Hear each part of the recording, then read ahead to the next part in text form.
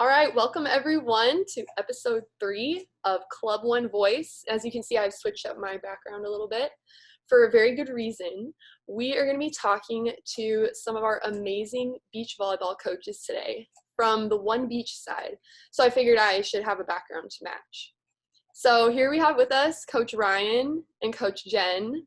And if you guys don't know them already, I'm going to tell you a little bit about their background, both playing and coaching wise, because they're pretty prolific on both sides. So we have Coach Ryan, who's actually now the director of our One Beach program, and they offer training programs year round.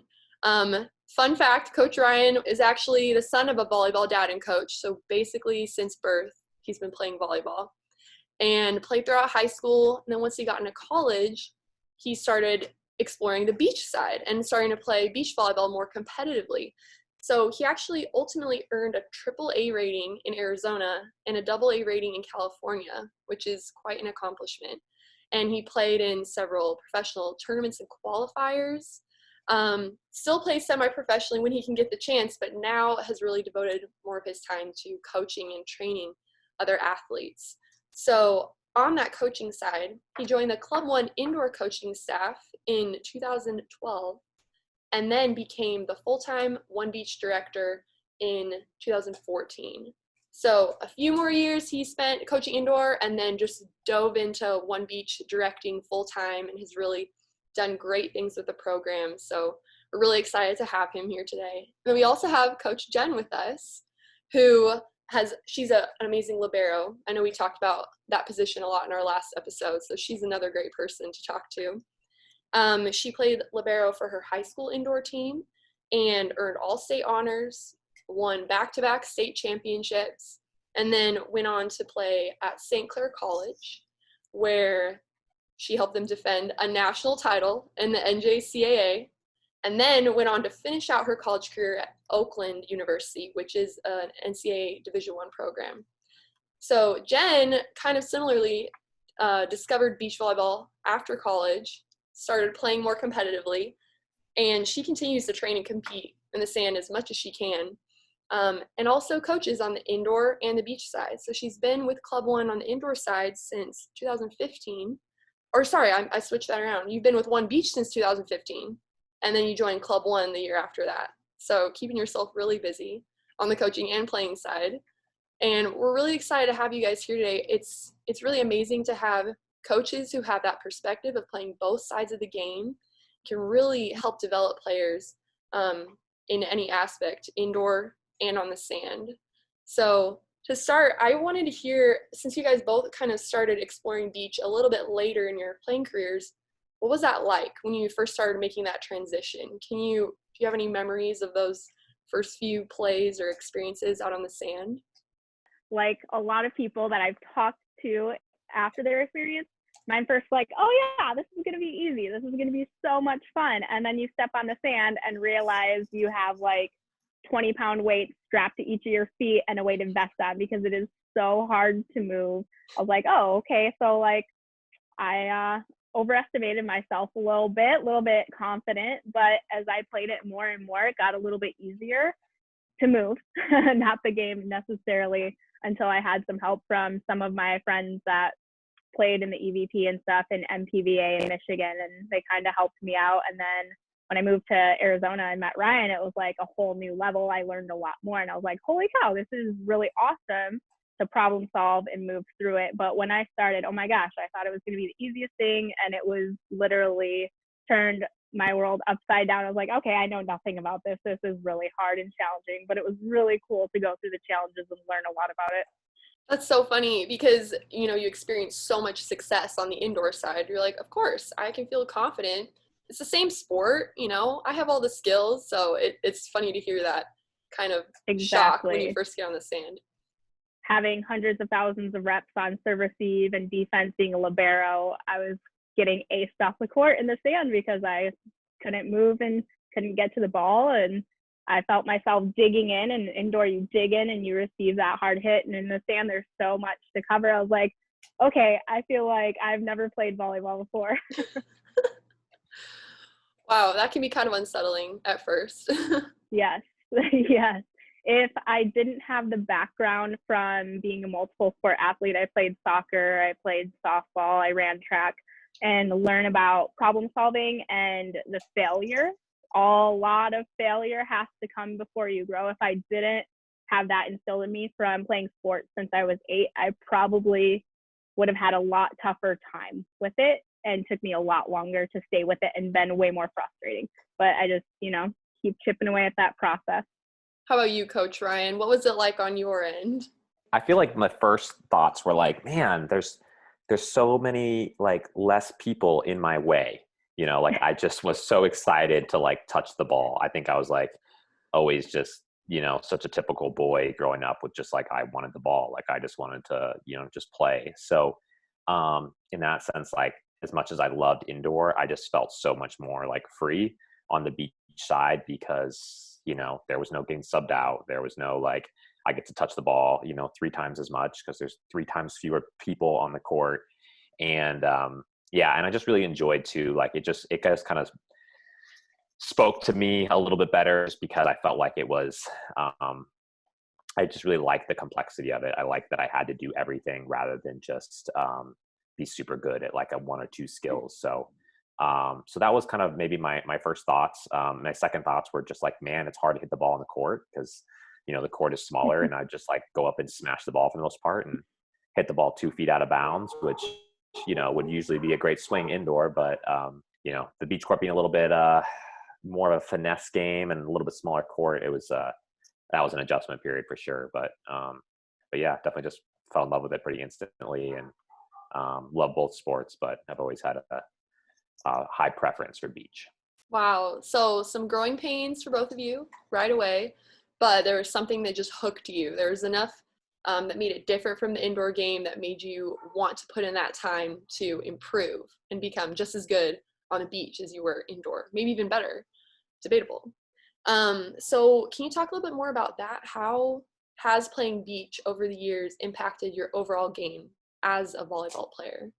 I think the biggest thing was like once I did both for a little while, but I definitely had a period where I was doing like just beach when I first picked it up and then kind of went back to indoor. So one of my first big things was just like the opposite of like, now it's like, man, it's sure is easy to jump. And it's like, man, this court is big. Like, I feel like I can swing anywhere. So I definitely just appreciated kind of like what Jen talked about, like all the, for beach, it's just you and one other person. So you there's a lot of responsibility that you have to take and problem solving and figuring out how to beat the other team. And you have to do every skill. So now on the indoor side, I felt like I had more of that like desire, I guess, to take charge and not to wait for someone else, because I'm just used to just being me and one other person. So now when I have 5 other teammates on the court, it's like, okay, yeah, like let's do this. What if we did this? Like let's problem solve this and not just like wait for someone else to figure it out. So playing beach has really kind of expanded your offensive arsenal in terms of what you're able to do when you're putting that ball over the net. And it also kind of developed you into more of a strategic player where you can think more for yourself instead of maybe just having a coach tell you what to do. Yeah, absolutely. Yeah, definitely. And I think it goes both ways too, because you'll see too, like people that play some indoor on the beach side tend to like have more of that swing, that hard swing in their arsenal versus people that have only played beach maybe are like a little bit more shoddy, right? So, which can be a bad thing to like not have that tool in your belt. So, yeah, definitely. I think that the crossover advantages are huge either way. So, I'm sure Jen noticed that too on the beach side, like the crossover of all her reading reps, because there's so much reading involved in beach, and obviously she did tons of that as liberos. So yeah, that was pretty helpful. I really again, similar to Jen, I was a small town person who played lots of sports, so I'm heavily in the boat of believing in cross training and the advantages of playing multiple sports. So it's funny that Ryan says reading, because as soon as I picked up beach and started playing it more consistently, I noticed a huge difference in myself, hesitating way less and being way more proactive in my reactions to go see what's happening and pick up a ball. I was picking up a lot more tips, a lot more deflections off the block, a lot more of the, you'd say, broken plays and slower plays and the junk than you would just a hard hit, right? When I first started playing beach, I was like dug in and ready for the hard hit because that's what I would take the most of. And as I played beach, I'm like, oh my gosh, yeah, that's going to go there. They're not there. So I just saw a lot better, a lot faster, and was able to help my team a lot more. I just read more. It was really cool to see it just transition from it organically growing in the beach game, and that I wasn't able to get those reps in indoor because we talk about beautiful volleyball in indoor, right? We don't talk about all this broken stuff, even though it happens. Ugly volleyball happens. But yeah, it's really interesting how that kind of just, I've played volleyball my whole life, and then one other aspect of the game leveled up my defense in indoor too. It was cool. Wow, so I'm really intrigued to hear both of you have this experience of cross training in so many different sports. What would you say to athletes who are, you know, getting really tempted to specialize at younger and younger ages, or maybe even athletes who are like, I kind of want to try beach volleyball, but you know, I don't know if my indoor coaches are going to like it. What would you say to those athletes? So I would just say, like, to me, the biggest determinant of how far you're going to go in sports in general, and I mean in anything really, but my experience is mostly in sports, is how passionate you are about it. So the huge thing for that I think about cross training is it keeps you fresh. It just prevents that burnout. So I mean, yeah, there are huge physical advantages to playing multiple sports, and that strength or that speed that you got from one sport, you know, crosses over, or that problem solving, like we talked about, problem solving that you do in beach, you know, translates to indoor problem solving. But to me, I think the biggest thing is just you are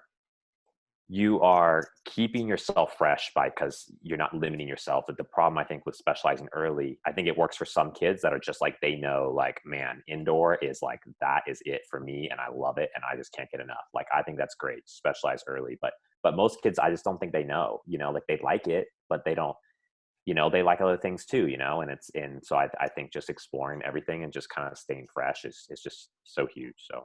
So really just giving yourself the opportunity to know yourself, figure out what are your passions. Yeah, absolutely. Yeah, exactly. I would just have to add on just joy, right? If you're going to put in all the work, you better enjoy it.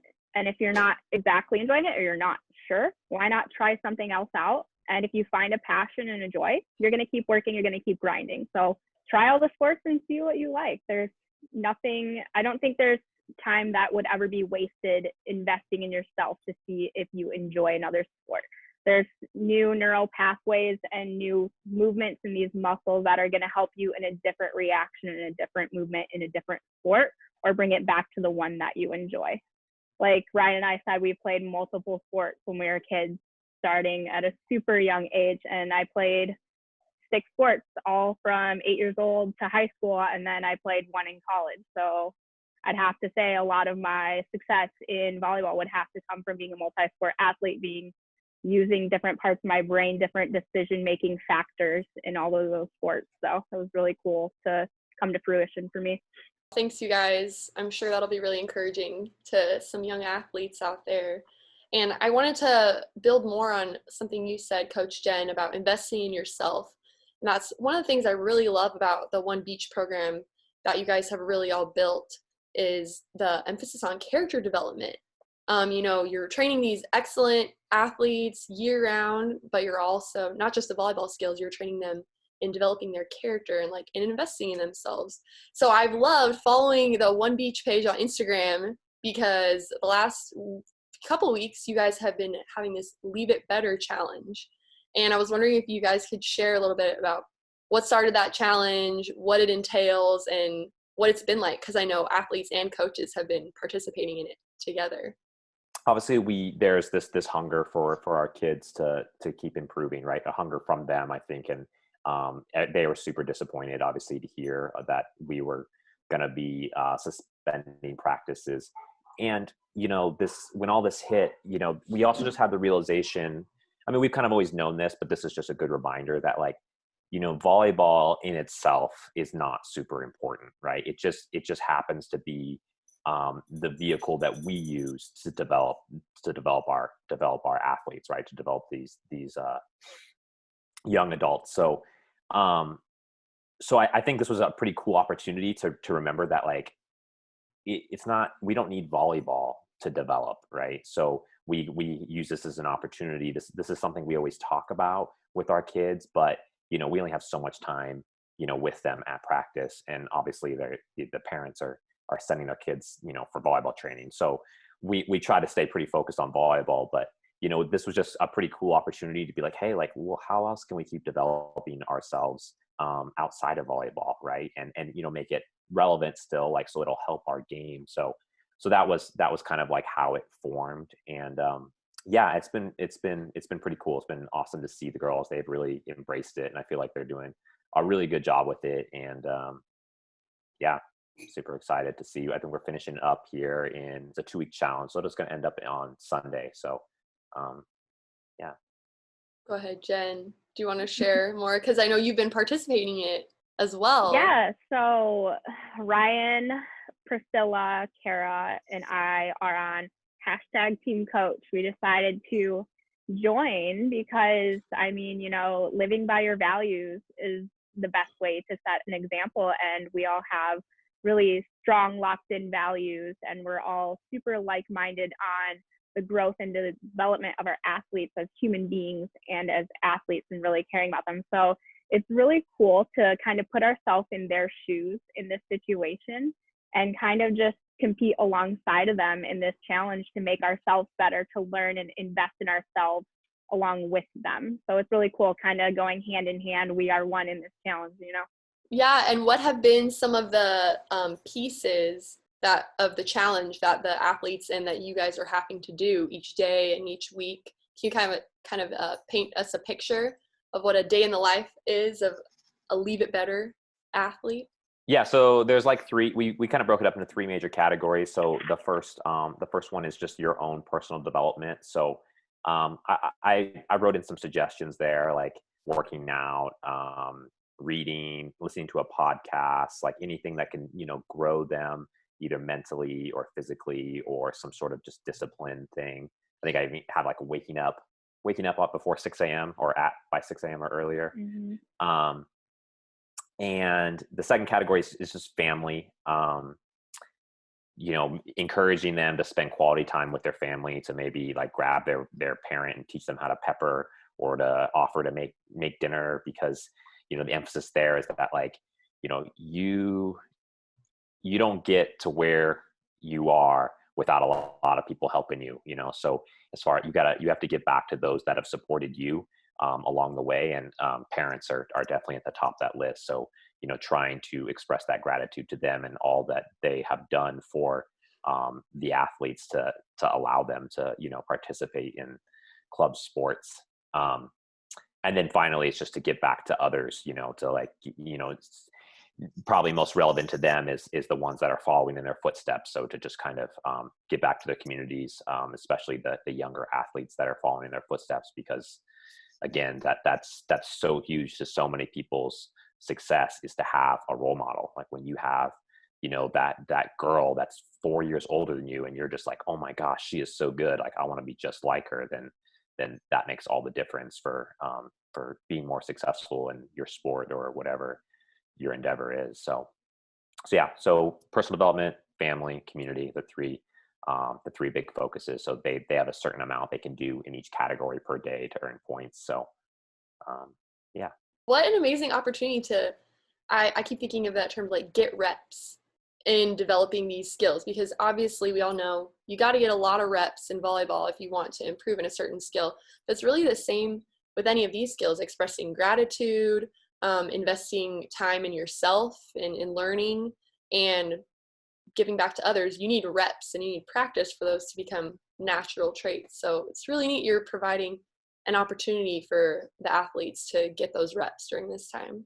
Yeah, and it's been cool because I think, this is something that, most adults know to be true. And so we talk about it a lot. And I'm sure their parents talk to them about it too, and other adults and everything in their lives. But I think the buy-in is always like a little bit lower than it should be, because it's just hard, you know, as a younger kid to like really like understand the full value of that. But this situation has kind of made it easier for them to be more accepting of it, I think, and just realizing like, yeah, like, you know, this is all I can do right now, so I might as well give it a try. And then I think they're liking it. It seems like I've gotten pretty good feedback so far. So, Coach Jen, did you want to add anything about your experience? Yeah, it's just so easy to fall into a comfortable state right now. You know, if we're not investing in our athletes and we're not investing in ourselves as coaches and learning and growing, we're just kind of sitting idle, and nothing great happens when we sit idle, right? So it's just really cool that we can stay connected with them, because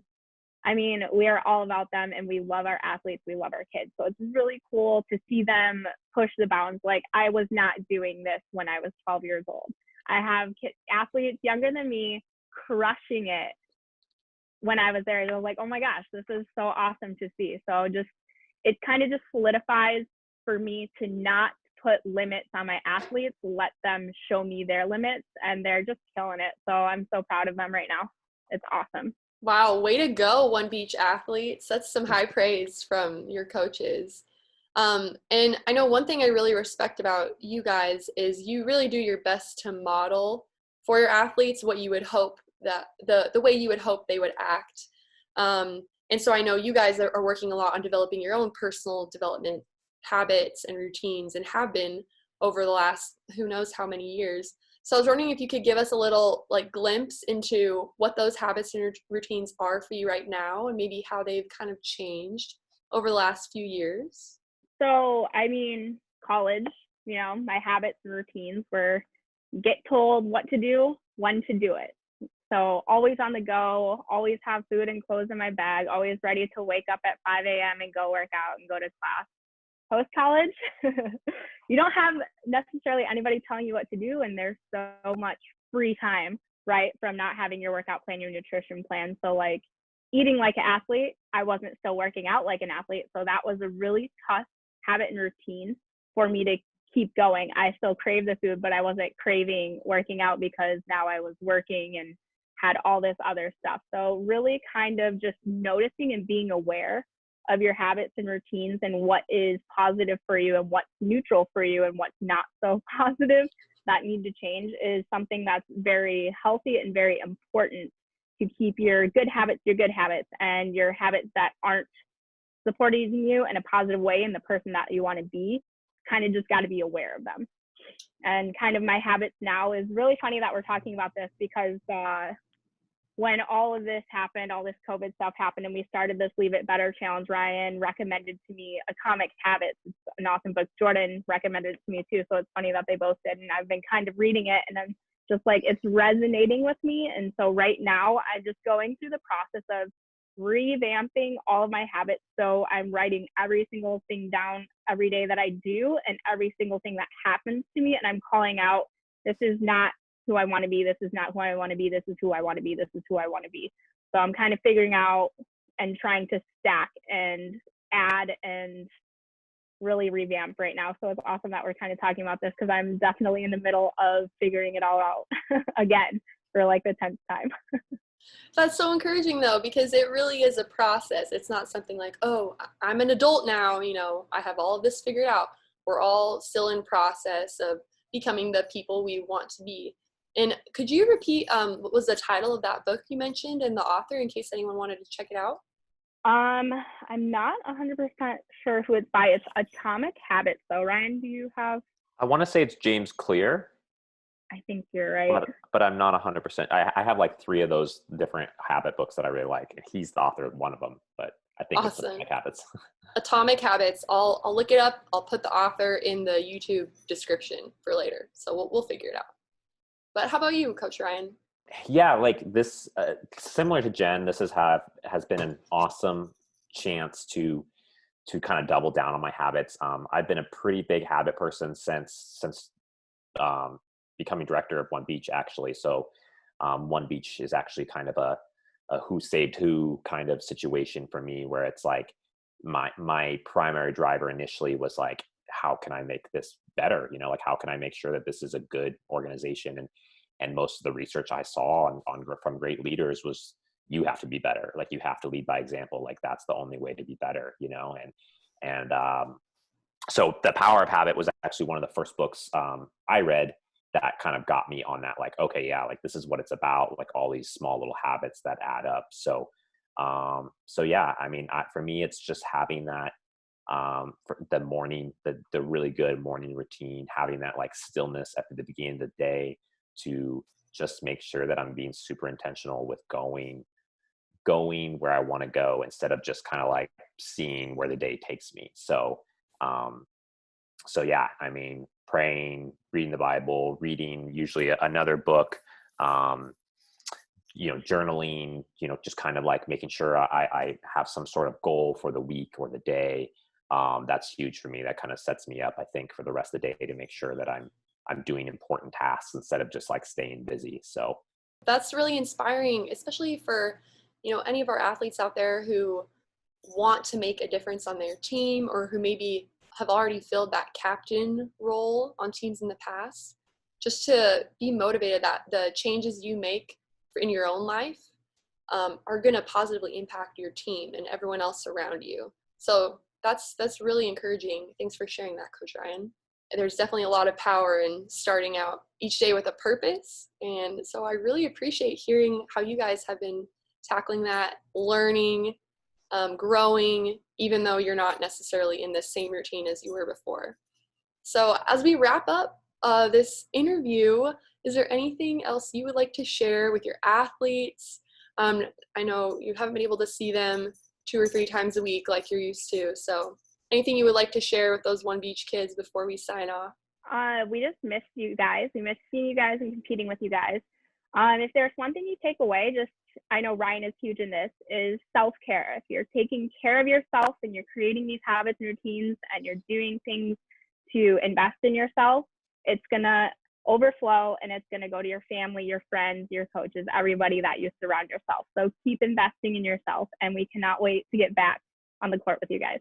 yeah, similarly, we miss you guys. I mean, I'm a coach. I'm used to being around my team and, hanging out with them several times a week. So this has definitely been tough, but yeah, to play off what Jen said, I mean, do not underestimate how much work you can do from home, even if you don't touch the volleyball, because at the end of, 10 years from now, likely, most of you aren't going to still be volleyball players. You guys are going to be successful, moms and dads and wives and husbands and, and your career. So what's great about all these things that we've been talking about is that they apply to any profession. So yeah.